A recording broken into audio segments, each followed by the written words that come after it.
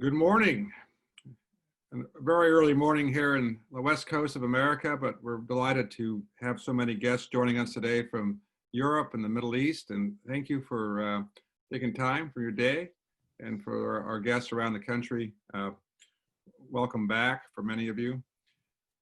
One of the great pleasures of our business is working with tremendous entrepreneurs to build companies, having a sort of team that we built here at March Capital, our investors. But another element of it that we don't talk about as much as we should is our great co-investors. And we have some wonderful investors on today. My partner, Sumant Mandal, will interview them. And it takes an ecosystem to build the innovation economy. And you're going to hear from four of the very best in the world here today. So thank you for joining us today. And Sumant, I turn it over to you. Well, good morning. Thanks everyone for joining us, and I really special thanks to our panelists. I'll take a few minutes to introduce them. I think what's interesting here is that we're all software investors, but we all invest slightly differently, and maybe we'll touch on those strategies and points as we go through this morning. But first, let me introduce Paul Barber. Paul is the co-managing general partner of JMI Equity. He started in '98. Many years of experience. Most notably, he was chairman of the board of ServiceNow from 2005 to 2016. So he's actually seen this rise of cloud compute and software as a service, and one of the most interesting and successful companies. Matt McIlwain, who's from Madrona Ventures, started in 2000 with Madrona, managing director there. Very successful investor. Madrona is a very well-known venture fund in Seattle. So as opposed to JMI, slightly earlier stage investing, but also very interesting, good friend of our firm. And then we have Alan from Vista, who's, I think Alan, you joined in 2001, if I'm not mistaken, and has held multiple roles within Vista, including the co-head of the Vista Foundation Fund. And of course, today, Vista Endeavor Fund, which is closer to our universe. So it invests in growth companies, though Vista does many, many things. So with that, I welcome everyone. We have a few slides just to set the stage for what we're going to talk about. I'll take 3 minutes to go through them, and then we'll open it up for a discussion. So Shannon, if you can go to the next slide. Cloud market has been growing like crazy. I think in the COVID era, we're going to talk a little bit about what that means today. More importantly, how companies are reacting, how enterprises are reacting to this new environment, and what that means for cloud versus traditional. Next slide, please. Again, same thing. I think this market continues to grow. I have to thank Paul for these slides. These slides come from JMI, so thank you, Paul. Next, please. And if you look at the public market performance of these cloud companies versus the other indexes, they've obviously outperformed. And I think for us, this is an interesting topic to discuss, and how that plays into what we do as private market investors, what that means for valuations, what that means for our go-forward strategies. Next, please.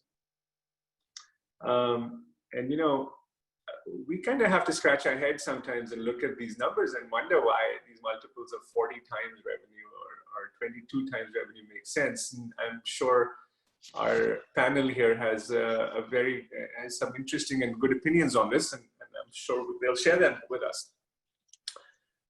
Next, please. Now, this pandemic, the last 120 days has been quite interesting. It's kind of bifurcated our portfolio, and I'm sure we'll talk about everyone's portfolio here, in the companies that have become more important in the value they're delivering to their customers, and some that are struggling. And what does that mean going forward? How does that affect how we invest? These are the kind of topics we'll discuss as we go through this today.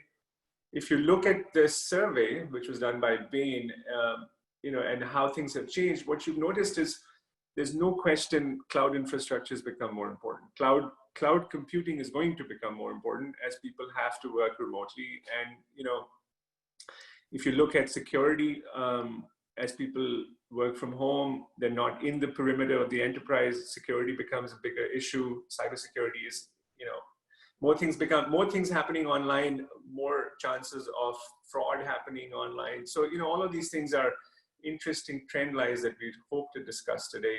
Collaboration, of course, is a very important topic, and I'm sure we have, everyone has something in their portfolio that lends themselves towards collaboration. Hopefully we'll touch on that as well. Next slide, please. And some things are in a V shape, some things are in a bathtub shape, some things will never come back. And so I think for all of us, these are interesting topics to discuss. But with that, I will open it up for questions. And maybe Paul, starting with you, you've been in this business for many years. Why is software an attractive business? Good morning, everybody. Thanks, March Capital, for hosting. Matt, Alan, look forward to the conversation. JMI Equity was founded in 1992 with the thesis that software will win over time. And if you think about our economy, CapEx is becoming increasingly IT spending over time. And every year, hardware gets cheaper, more and more of the value is in software. For several decades, it was pretty quiet. It was really enterprise software, pretty boring stuff, ERP systems, things people didn't really see. But if you think in the last decade, particularly with the devices we carry around every day, it's software that's driving all the value. And as an asset class, if you think about software companies, they're high gross margin, low CapEx. In the B2B world, they have long product cycles, high retention rates. They scale very well over time, and they have lots of recurring revenue. And so all of us benefit, whether we're early stage, growth stage, or the buyout private equity world, realize that software as a category, you can see those macro numbers, is going to continue to grow, but they're high retention, high recurring revenue, high gross margin, low CapEx. Over time will generate a lot of free cash flow and generate a lot of shareholder value. Appreciate that. Matt, do you have anything to add to that? I know you guys have been very active and been in many interesting companies over the years. Yeah, well, and just kind of thank you again, Sumant and March team, and to give kind of an overview of Madrona, and then we can maybe I'll get into these conversations. Madrona's been around for 25 years. We are primarily early stage, and by early stage, what I guess people call pre-seed and seed rounds these days are not too early for us. Broadly defined in the information technology world, and in the Pacific Northwest, particularly in Seattle, Washington, which is home to two of the three largest by market cap companies in the world. On any given day, Microsoft and Amazon are battling it out with Apple at the $1.5 trillion market cap range. Fortunately for us, we have very close relationships with both of those firms. We were the original investors in Amazon. My partner, Tom, just left the board after almost 23 years a year ago. And maybe more relevant to this conversation, we helped launch Amazon Web Services back in 2007. I still remember hosting an event with Andy Jassy where he talked about this great, you can buy your infrastructure by the drink. And I made fun of venture capitalists, which is very easy to do. And that was the launch of AWS in April 2007, so 13 years ago. And as Paul, referenced, that's a 40 billion in revenue, growing 25+%. So they will grow to 50 billion in revenue this year, business. And their biggest competitor, of course, is also in Seattle over at Microsoft with Azure.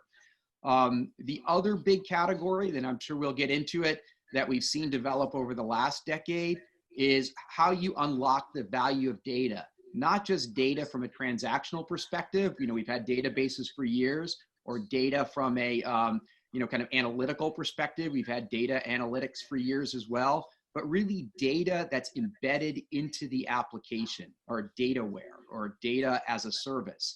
And that's also known as, and been empowered by a lot of compute and by machine learning and artificial intelligence. And that's what we think is one of the most transformative drivers in software for the decade ahead. But that's Madrona in a nutshell. I think, Matt, you've all given us AWS envy, so I'm not going to touch on that too much after this, but incredible success, of course, and very, very powerful offering to the world. Alan, Vista is a little bit different from the other two funds, and you pioneered a certain style of investing 20 years ago, before it was clear to everyone else. What drove that focus and the investment thesis, and what has evolved over the years? Thanks, Sumant. I think Paul and Matt laid the stage for it, I think, really well. You know, from a private equity standpoint, you know, for the most part, little background on Vista. So we've been around about 20 years. We're a private equity firm, so we're focused more on the buyout side of the world. Generally, companies, you know, 10 million through about $1 billion in revenue would be kind of the sweet spot for our various funds. And you know, I think Paul laid it out, all the characteristics of high recurring revenue, high retention rates, being very mission critical, all those things kind of rang true for us. And then I would say there's two things we saw that I think were really important. One was that we really wanted to focus on the companies that created a tremendous amount of productivity and ROI for their customers that you could demonstrably measure, and then basically pry the money out of the CFO's hands of, you know, well-established companies. And that was the category of company that even 20 years ago we said, hey, there's a world here for private equity, and let's go pursue it, and let's focus on that segment.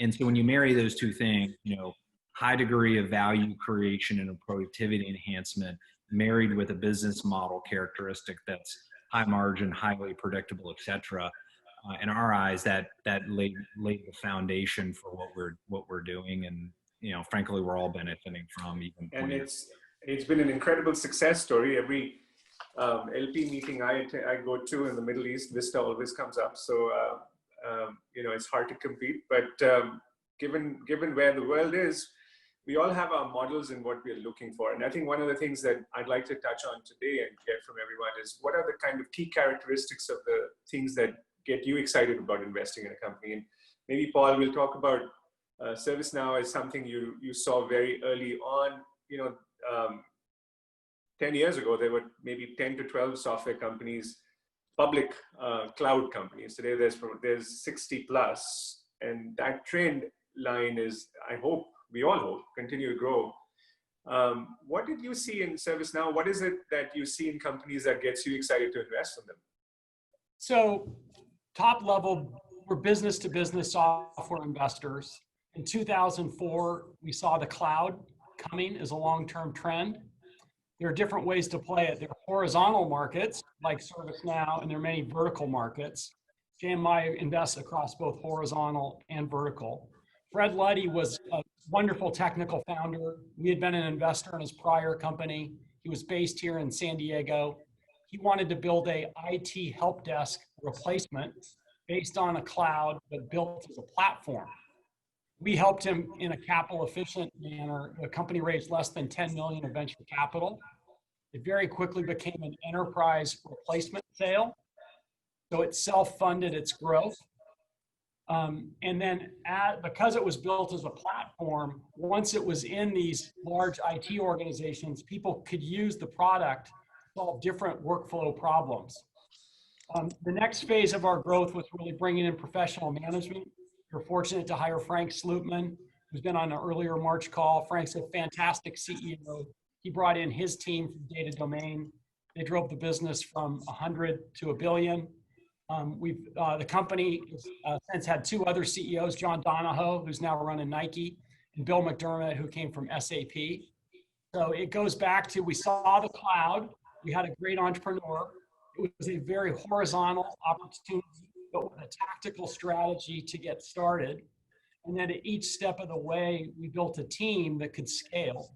And in the business to business world, scaling is really all about leadership. It's about hiring, it's about training. And so proven CEOs like Slootman, Donahoe, and McDermott take out a lot of risk and can help companies move faster over time. And Fred Luddy, much to his credit, he's still the chairman today. He's not an employee, but he's still a positive influence at the company. And I'm not on the board anymore, but we're happy to see it continue successfully.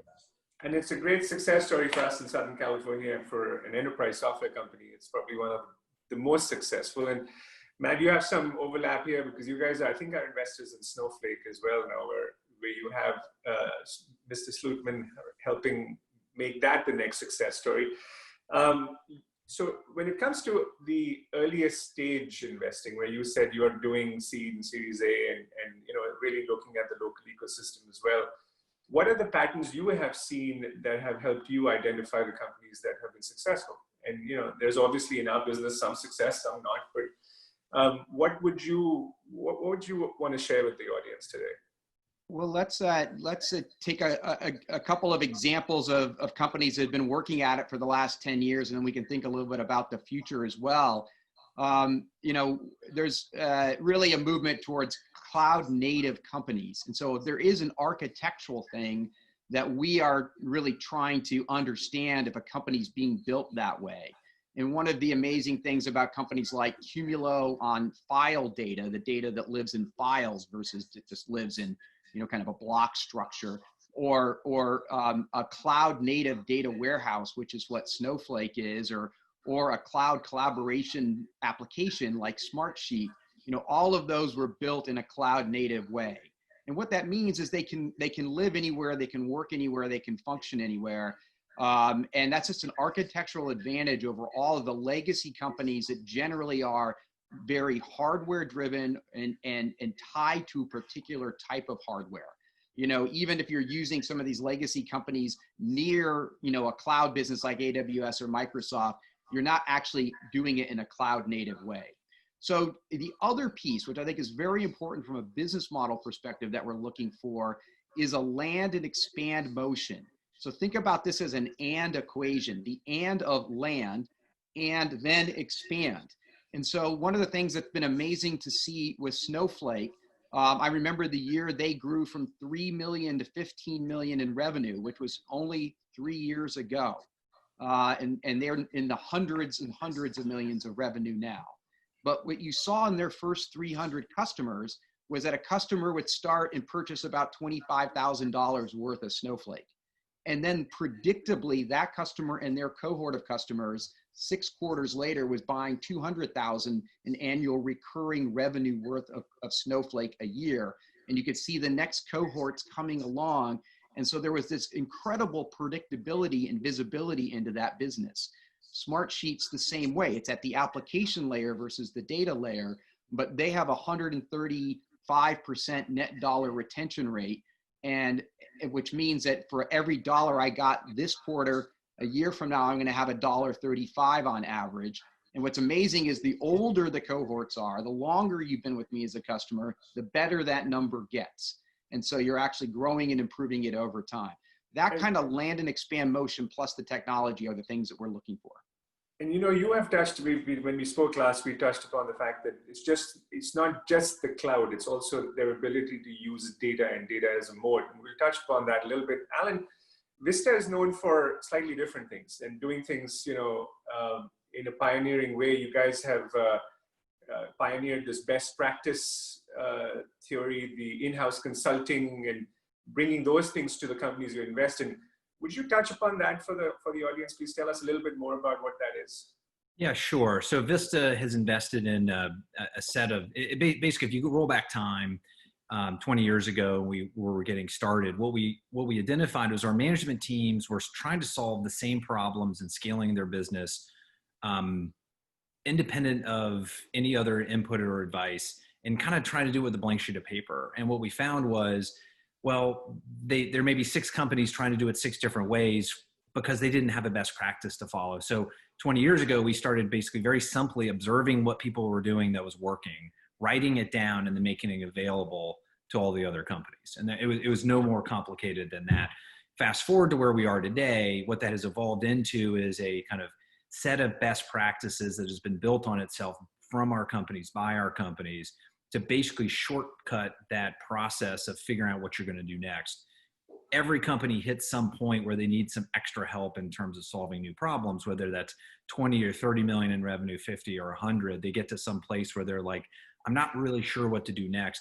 And what we've enabled them to do is to look inside the Vista Consulting Group and their peer portfolio companies speaking a common language and say, hey, I'm trying to solve problem X, help me do it, whether that's scaling their sales operations from 40 to 160 sales reps, or how do I think about upselling clients and account management, whether it's a better organization for product innovation and product management.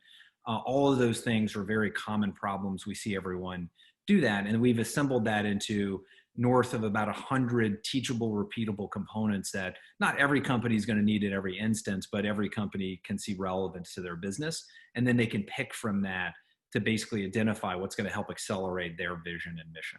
I have to ask though, I mean, have you done anything special as we've gone through this pandemic of on the sales side, helping people understand how to sell without having, martini lunches or whatever, taking CIOs out for dinners, and what has evolved in the last few months, and how are you guiding your investee companies? Yes, I mean, the long, we would take the whole time on kind of things we're all trying to do in COVID. But I'd say there's a few things that we did. So generically, but I think very importantly, we got there early. We were kind of late February, early March saying, hey, once this it was exploding in Italy, we felt like it was going to be a worldwide phenomenon and we needed to get ready for it. So we started with contingency planning and scenario planning for all the businesses very early. So by the end of March, virtually every company, if not every company, was done with kind of their various scenario planning. I think that was probably the single most important thing, because now they knew what they would need to do depending on different things they saw happen in March or April.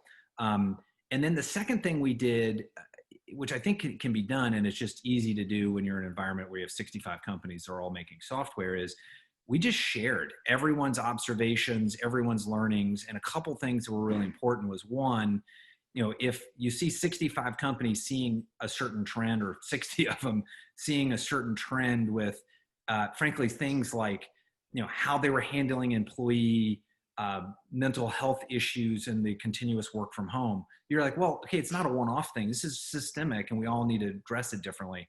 That was probably number one. And then number two was, particularly with things related to COVID and not just a financial impact and financial crisis, it was new chartered territory. And this is, I'm, heading on 50, and this is my fourth crisis on the financial side, but it's my first one for, I believe, for all of us, where it had this extra layer of complexity to it.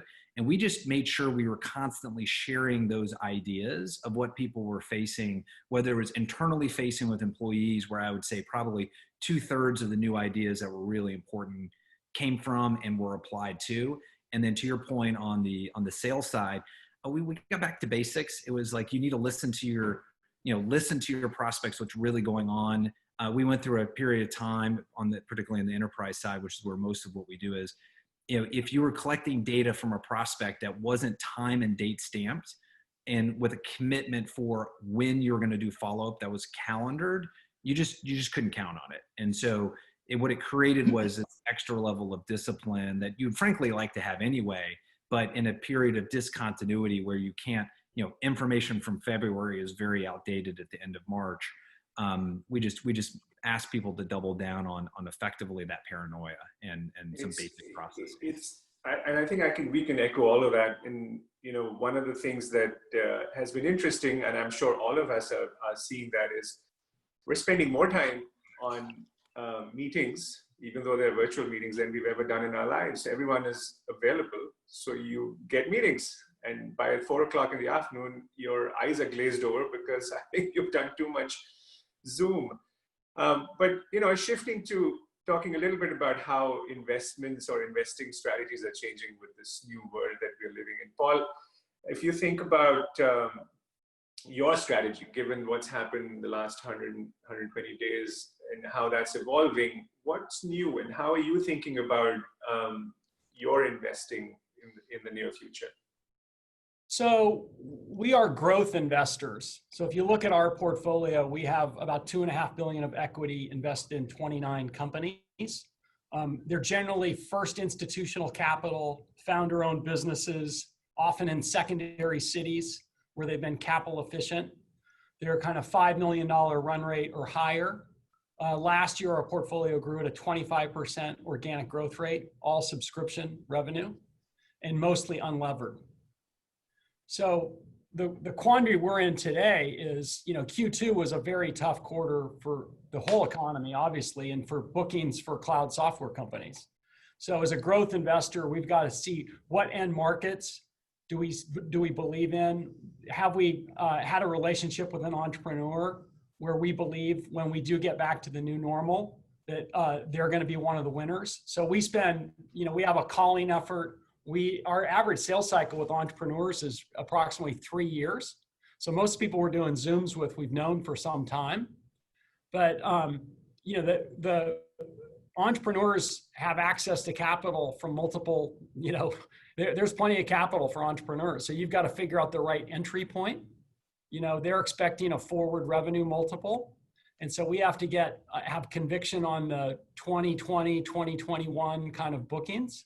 So, we did not make an investment in Q2. We're looking at a lot of things today, but in the growth phase, some of our best companies, it isn't clear how fast they're going to grow in the second half of this year. So we're on an overall cautious, but we're in the market every day. We have relationships with hundreds of companies. We have our, list of the best companies we want to invest in, and we kind of have to navigate through it. And we've been through multiple cycles, as have others on this call. And I do think what's a little different here is it isn't clear what the half-life of the pandemic is and what the impact on GDP is. And certain end markets are actually benefiting, and there's a lot of end markets that are being hurt. So you've got to get pretty granular to get to an investment decision. And I think I can echo that as well. For us, it's about people you already know. It's hard to get to know someone if you can't meet them. Yeah. And that's I think a real different challenge of this downturn than it has ever been before. Matt, how are you guys dealing with this, and how are you thinking about investing in the near future? Yeah, I think we've been a little bit more active than Paul and his team, but at the early stage, that's maybe a little easier to do. It's a smaller check size. I think at the broad level, what Paul is saying here is that we're trying all to assess the secular headwind of a tougher economy with the secular tailwind of digital transformation. And if you kind of pick up as well on what Alan was saying, a lot of these businesses, even with the benefit of software, still had kind of a physical first mindset in how they do a lot of the things that they do. And what we've been forced to do is be in a digital only mindset, because you just can't go do stuff in the physical world. And where we think we're going to land is a digital first mindset. And that digital first mindset is a part of that secular tailwind that's going to transform a lot of the ways that people do work, and candidly, how people do life. We have this phrase called life as a service. So the consumer elements of this is going to change as well.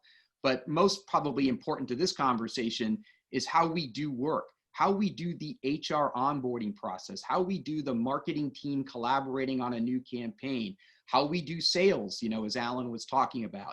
And so we're looking for folks that have a vision and an understanding around those kinds of themes, and probably have that understanding before COVID, because as we've seen in the cloud computing world, we went from a similar kind of mindset, right? Where it was physical first. I have my data center, I control my data center, I'm central IT.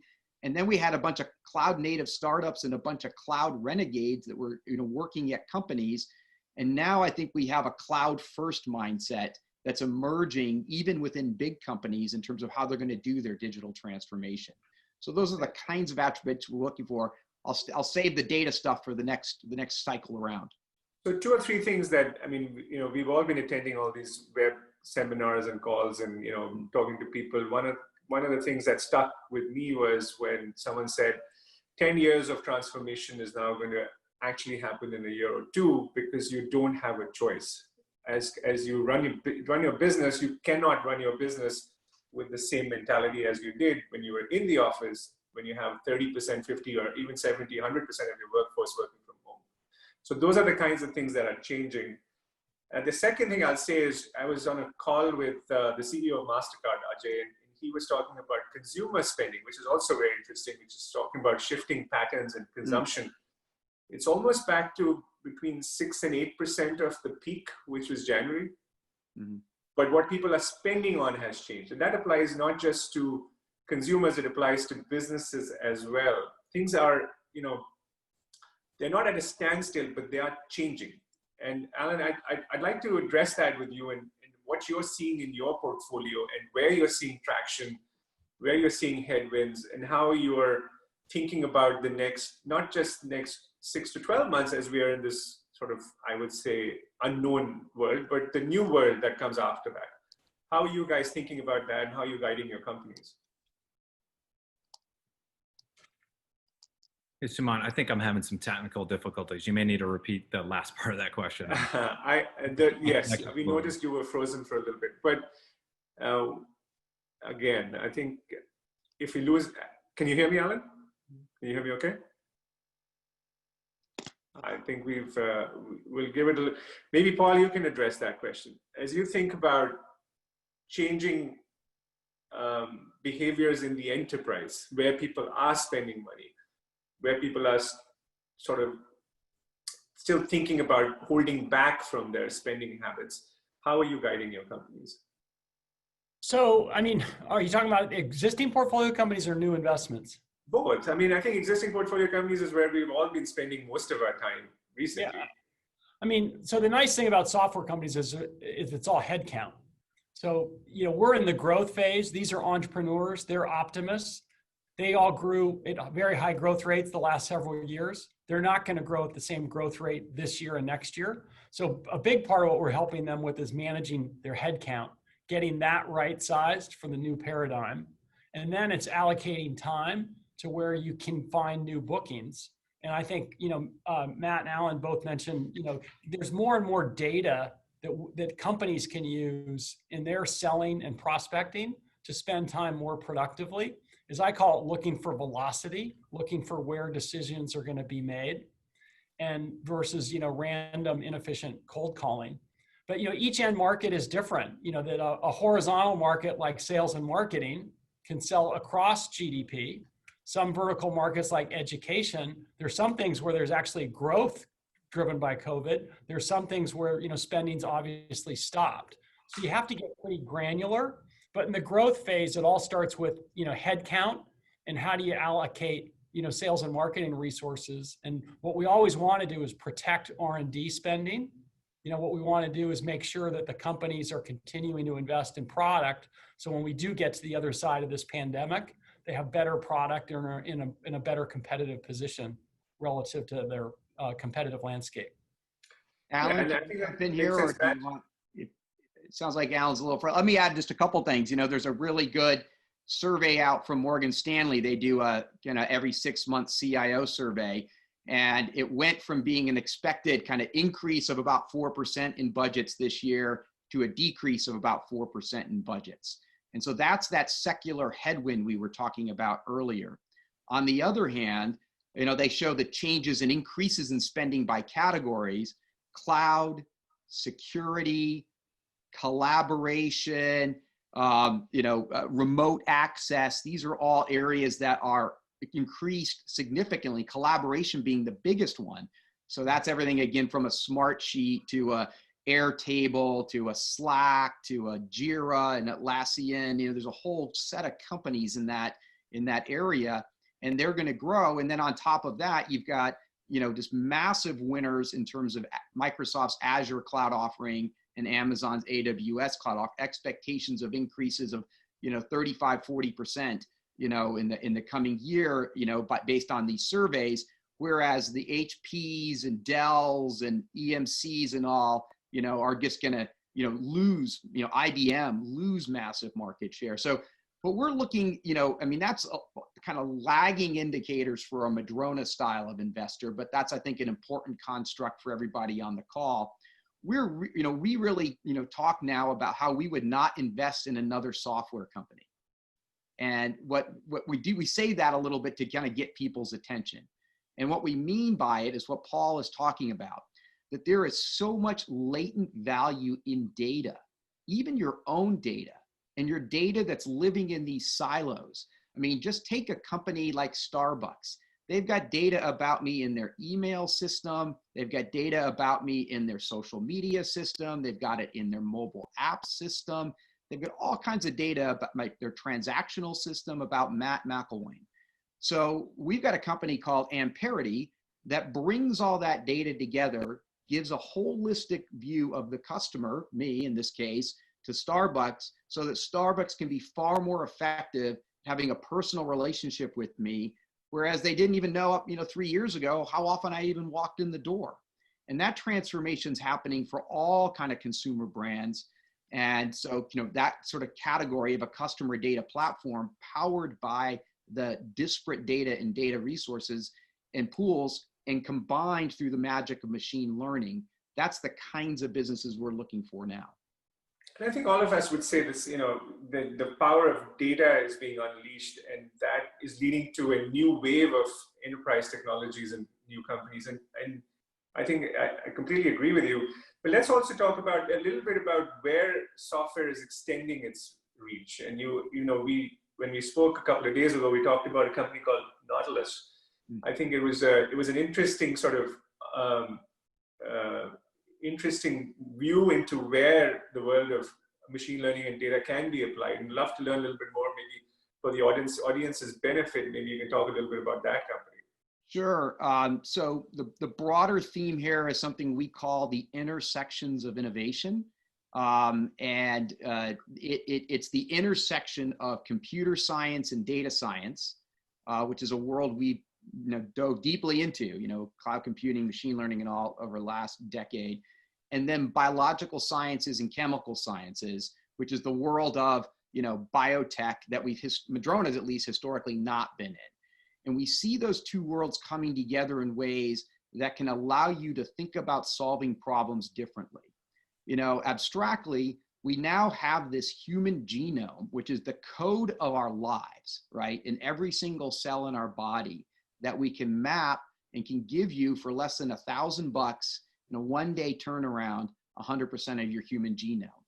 But that's just the first step in terms of understanding all of the data that's being digitized about biology and chemistry. And we see the world of computer science and data science unlocking some of the mysteries, not just in the genome or genomics, but also in the proteome or proteomics. And basically what that means is, the genes through the magic of translation to transcription go from DNA to RNA to producing proteins in your body. And different cells produce different proteins, and they work in all kinds of ways. We're trying right now in the COVID world to understand, the proteins produced by the COVID-19 virus and what we can do to sort of change them, prevent them, kill them, activate our immune systems to do all that. Nautilus is a company that's very focused on the proteome and understanding the proteome so that you could get the proteomics of a body as quickly and as cost effectively as you could get the genomics of a body. And interestingly enough, the two founders, one is a computer science expert and the other is a biochemistry expert and a professor at Stanford. And together, and this is interesting too, together that company right in the middle of the COVID crisis, had actually very little challenge raising a $75 million, Series B financing round at a very significant up-round valuation. So that gives you some clue as to how much this intersection of innovation could be very transformative. Which is, I think leading to my next point, next discussion point, which was around availability of capital today and what's getting funded and what's deal volume and velocity as we all sit at home going through all of this. And maybe Alan, if your technology allows you to touch a little bit upon what you're seeing on the higher end of it. The IPO market has never been this good. I think someone was telling me this is like 1999 again. Companies are going public and being valued at multiples that are beyond crazy. How does that affect what you guys do on the Vista side? Oh, we have technical difficulties. Paul, maybe you can take that again. So JMI Equity, we've made 150 investments over 27 years. We've had about 100 exits. Historically, 20 to 25% were IPOs. Over the last decade, it's 80% were strategic sales. In the software business, big companies buy smaller companies. It's a great model. It works for everybody. In the last decade, with the emergence of Vista and others as buyers, half of our exits are sales to the larger PE folks, and half are sales to the strategics. In the B2B world, there's still a limited number of companies going public. It gets to how big is the market. So a lot of the vertical market businesses, which are wonderful businesses, are great owned by private equity. So there's now a class of companies that will be forever owned by private equity that won't go public. But for horizontal businesses, high growth horizontal businesses, they can have access at the right time to public capital. But there's, for entrepreneurs, it's a great time to be an entrepreneur. It's easier to build a business than it was 10 years ago with AWS and Azure as a platform. There's plenty of capital out there. You don't have to be in a big city to build a business. You can, in a capital efficient way, scale a business, and you've got, along the growth trajectory, there are multiple ways for you to raise money or get liquidity. A couple of thoughts. At the early stage, I think that there is a, kind of a higher bar. There's a higher bar for somebody to leave and start a business right now. I mean, you've really got to have conviction in this kind of an environment. That tends to be a positive selection dynamic, that some of the best entrepreneurs actually had so much conviction that they left in, something safer and started a company in this kind of an economic environment. We have also, observed firsthand and heard anecdotally, like I heard this year's Y Combinator class, for example, was more of a barbell effect. That the really good companies got funding with little trouble. The companies that didn't do as well and kind of didn't find a real good product market fit vision didn't get funding, but more of the middling companies struggled and got more to the barbell of not being able to get funding was kind of the dynamic I heard. We've seen that out of some of the labs that we fund, the kind of technology, spin out labs. Although we've actually spun 2 companies out of our own lab in just the last 3 months that we're very, very excited about.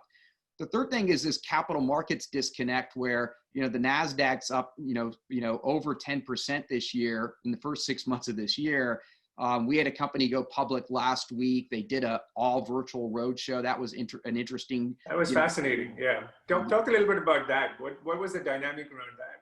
Well, I think I was pleasantly surprised how similar it was to how I've seen a book build in a physical roadshow. In that, we always look at, kind of gross oversubscription, long only oversubscription or kind of one-on-one meeting oversubscription and then one-on-one meeting conversions. And although it was a more compressed time period, it's basically half the time of a typical physical roadshow for the IPO. In this case, the roadshow was roughly 5.5 days. We saw a pretty similar book build and pretty similar dynamics. The company called Accolade, which is in the, kind of the healthcare world, trying to use technology to improve healthcare information experiences and outcomes.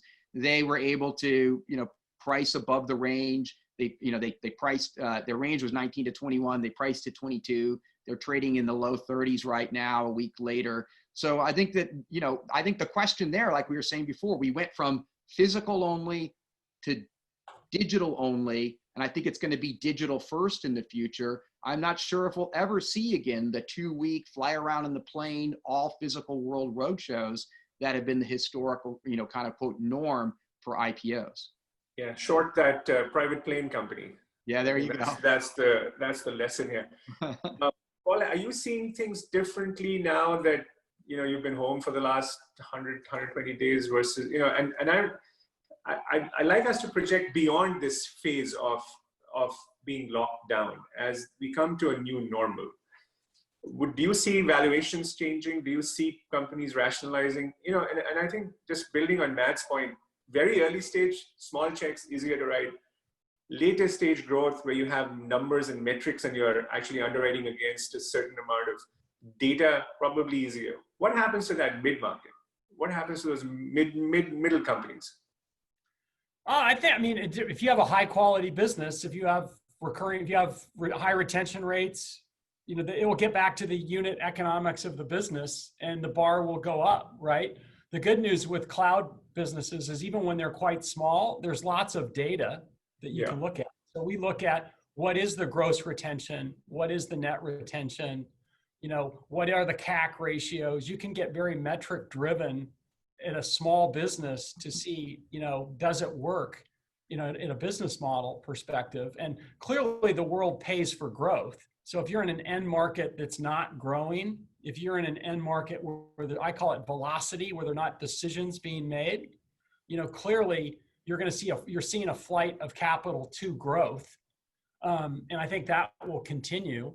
But I think, Matt said it well at the beginning, there's the mega trend of, I think, coming out of this pandemic, whoever didn't have a cloud strategy should get one. And more of us are going to use the cloud in our personal lives and our business lives. So it's going to only accelerate all those trends. So I'm optimistic that there's going to be lots of winners out of this. But in each case, you've got to do a valuation. You know, how big can this business be? What is the right, everybody talks about the valuation multiples, but I call it the algorithm. It's like, what's the enterprise value that you invest at? What's the amount of capital? How capital efficient is it? And what size, what are you playing for? Is this a public company, multi-billion-dollar outcome? You know, most of JMI's exits, you know, are in the sub-billion-dollar market. So we think a lot about getting the entry value lined up with capital efficiency. A lot of our best deals are one check, and we grow the business organically and have terrific outcomes. And so I think you'll continue to see those kind of discussions, but the cloud's going to win. And I think that we'll all have lots of opportunities to make buy, hold, and sell decisions along the way. Mm-hmm.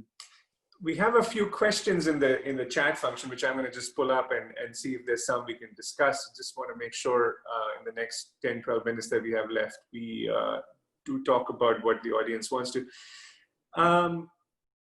There's a question that says that, you know, the cost to start a SaaS company has become quite low.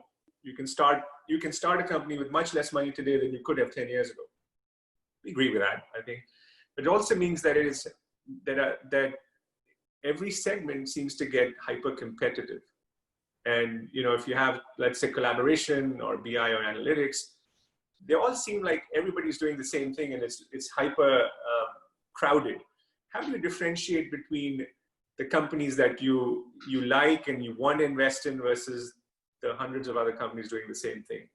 Well, I'll go back to my earlier comment that we would never invest in just a SaaS business again. We just happen to be so early. And what we mean by that is if you're not understanding how to use data sources in interesting ways and have that be a part of the automation and digitization, that's the software part of what you're doing, it's going to be really hard to be a successful business. There are also some architectural things, kind of a little bit into the technical details, you know, how we use application programming interfaces or APIs, or even Drive as an API business, how we think about this next generation of, you know, containerized workloads and microservices. So we're looking for companies that have a little bit more of a sophisticated understanding. So technical architecture is a differentiation. Some of those architectural kind of cloud first.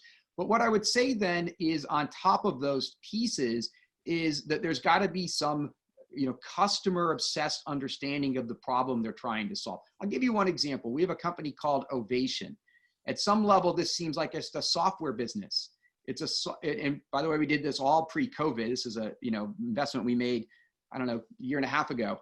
What Ovation does is it's software for specialty labs. So there are big lab companies like LabCorp. This is for the specialty labs that focus on genomics. And it's just a software as a service offering on the surface that helps them run their business better. However, the reason we made the investment is because as the software for specialty labs, you're one of the few places in the world that brings together the employee, the health records of the person who's sick with the genomic data of the person who's sick.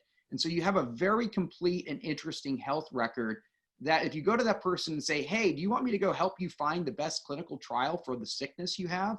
You're probably going to say yes. In other words, there's a lot of latent value in that data that you've uniquely brought together within that software that helps these specialty labs. And that's why we made that investment, in addition to it being a great team and there was early evidence of success, et cetera. I think I was hoping to hear how you get, you know, how you get attracted to talent and how every company is a result of the people in the company, the leadership in the company. I think we have Alan back and at least on the phone, if not on video. Maybe we'll address that question again. Alan, the question, which I think was very relevant for you, is, you know, given what's happening in the public markets and in multiples and IPOs, how does that affect Vista's business? And how do you guys think of what's happening there? Yeah, I think, you know, there's a couple things. One, I think the public markets, I can't fully explain the behavior we're seeing in pieces of this, given, you know, I think in the long run, you know, Wall Street should be a reflection of Main Street, you know, coupled with never bet against the Fed and commentary on the unlimited quantitative easing, et cetera. So it's hard to explain that phenomenon. But in the private markets where we're operating as owners and investors, I would say we're taking a view for the year that companies that are performing well in this difficult market are going to warrant and receive a premium valuation going forward. And so I think that's going to be great news for the companies that thrive well and have, good prospects for the future. And then companies that do okay, but not amazingly well, I think it'll take a little bit of time for the valuation to separate on those. But I do think you'll see some bend in that curve over time. But I would say that's going to take another couple quarters. And then, I think we're very interested in the companies that are performing very well during this time, and they do warrant that premium valuation. And we'll probably be I'm going to call it relatively picky, but we're very much open for business on the new investment side and whatnot. So you would say deals, for the audience, even through this time frame that we're living through, deals are getting done selectively with companies that are showing momentum in today's market. They're still able to get premium valuations, and deals are getting done. So, which I think is an important message for everyone. Not everything will work.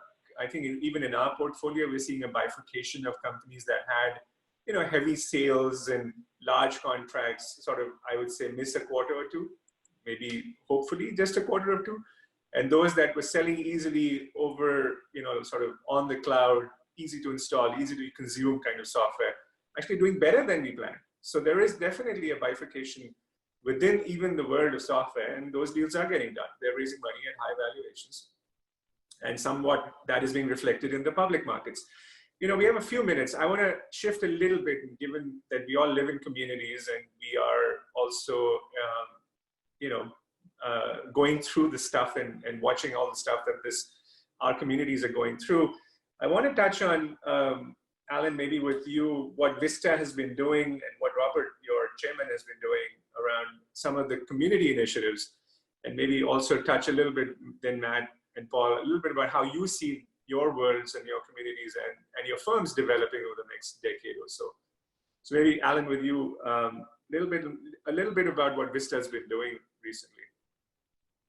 Yeah, sure. So Robert Smith, those aren't familiar, is the owner and chairman and CEO of Vista Equity Partners, and is now the wealthiest African American investor in the U.S. And he has taken an approach with both the work we do at Vista and his own personal efforts to try to make a real dent in what we're all seeing going on in a real positive way. And I think his general view, and I'll cautiously try to speak for him a little bit here, but Robert's ambition is really to kind of liberate the human spirit.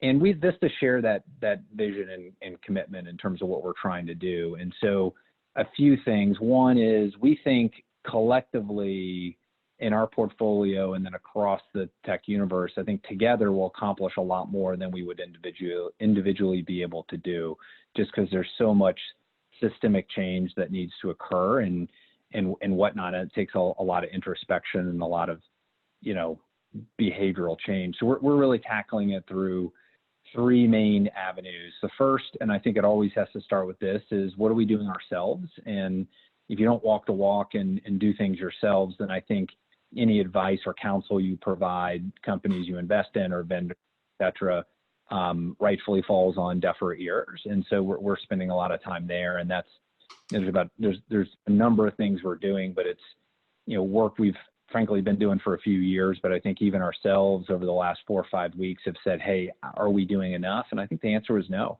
And so we're working even harder on that front, whether it be recruiting, how we're thinking about our vendor RFP process, et cetera, et cetera. The second is, what are we doing with our portfolios? And the first thing we can do there is really say, can we just get an honest assessment of where we are? Every company and every team, et cetera, is in a different stage of their journey on these social justice issues. And I think the first thing is just accurately assessing where you are and then saying, hey, if you have an ambition, as you should, can you move to the right on that? And then can we help provide, tools, resources, avenues, et cetera. There's a couple things Robert has helped gin up that I think we've been able to leverage in our portfolio that are being made, more broadly available. One is Intern X, which is a program that is basically helping make available for both sides of the equation, an avenue for folks in underrepresented minority classes to find internships.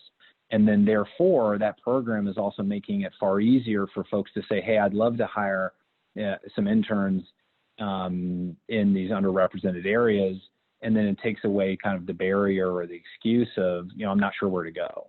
And so I think that's a real tangible way to kind of, do something that can be replicated more broadly, just to give you one example. And then the third thing we're doing is kind of external to our communities, et cetera. And so I think that's going to take on a number of different forms. Some of the things that we're actively working on now are how we influence kind of the markets in which we procure services, whether it be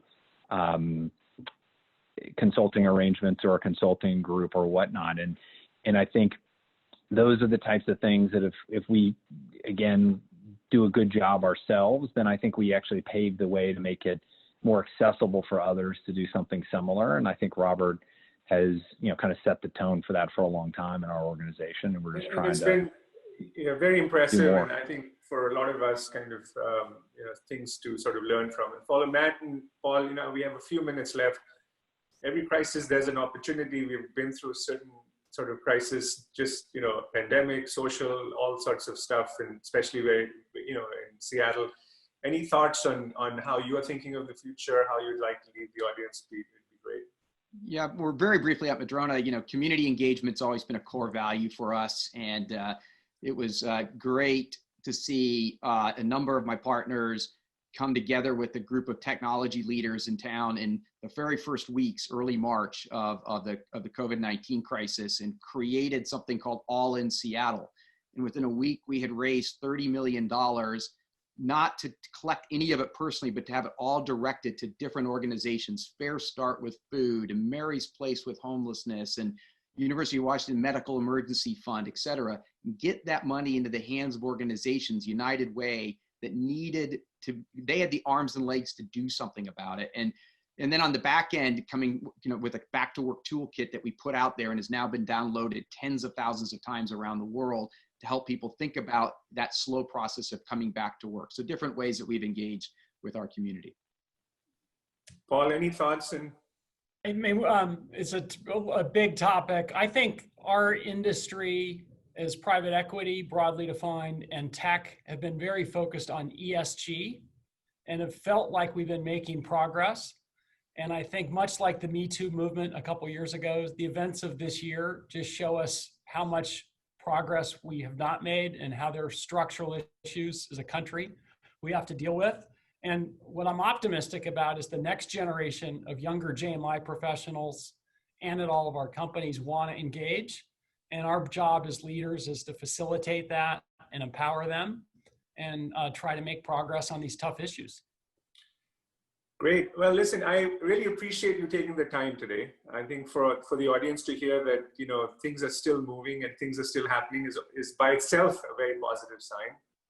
We're excited about the future in March. We're excited to work with you guys and really appreciate your involvement in what we're doing. Jamie, any comments? Thank you, Paul, Alan, and Matt, and look forward to seeing you in person, hopefully in the coming months. We have a number of investors on and entrepreneurs and our fellow venture investors around the world this morning. And I think they all join me in thanking you for your time and sharing your thoughts and wisdoms and insights with us. And Alan and Matt and Paul, we join you in redoubling our efforts in the community to bring continued change to the tech and innovation economy. And I'm very super impressed with what Vista is doing, and with Robert, and that Intern X program is the one that Alan referred to, and I really encourage our portfolio companies to embrace it. So I think it's just a terrific platform. So Alan, thank you for sharing that with us. again, we'll hope to see you all soon. And thanks again for joining us today. Thank you very much. Thank you. Bye.